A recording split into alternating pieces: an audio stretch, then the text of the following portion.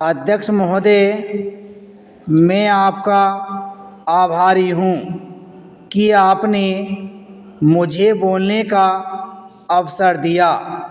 इस देश के वर्तमान भारी संकट के समय में और विशेष रूप से उस समय जबकि हम लड़ाई से अभिनिवृत्त हुए हैं और आकाश में लड़ाई के बादल दूसरी तरफ से आने शुरू हुए हैं। हमारे वित्त मंत्री ने जो बजट पेश किया है वे इसके लिए बधाई के पात्र हैं।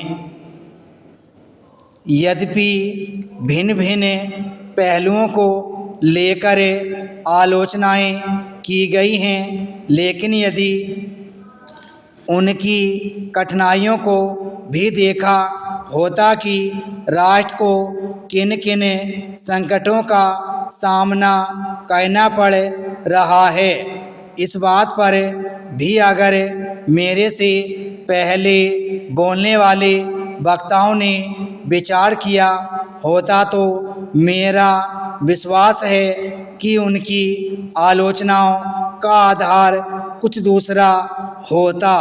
उन्होंने ऐसे कठिन अवसर पर यह एक संतुलित बजट पेश किया है, उसके लिए मैं उन्हें बार बार बधाई देता हूँ, लेकिन साथ ही साथ मैं अपना यह कर्तव्य समझता हूँ कि कुछ ऐसे विचार भी उनके सामने प्रस्तुत करूँ जिससे उनकी कठिनाइयाँ कुछ हल हो जाएं।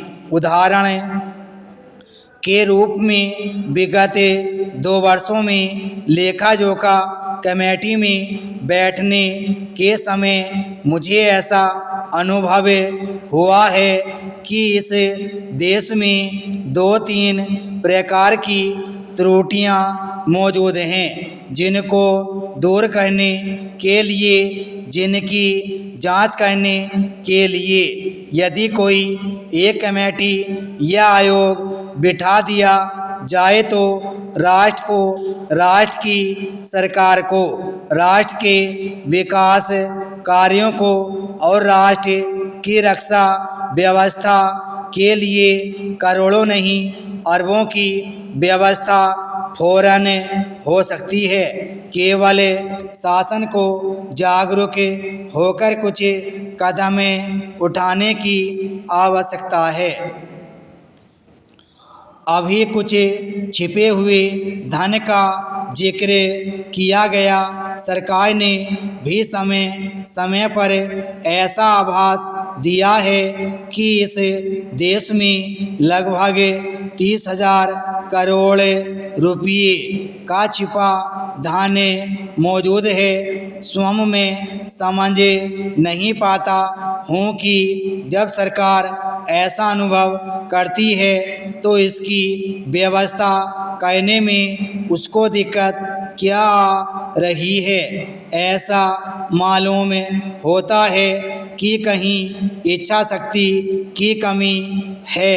भारत की इस सरकार ने अपनी शक्ति का ठीक से उपयोग करके उस दुश्मन के दांत खट्टे किए जिसके की ऊपर विश्व की शक्तिशाली और इंग्लैंड जैसी शक्तियों का अटूट सहारा था और जिसको कि उन्होंने हमारे विरुद्ध उकसाकर खड़ा किया था और अपना पूर्ण सहयोग दिया था।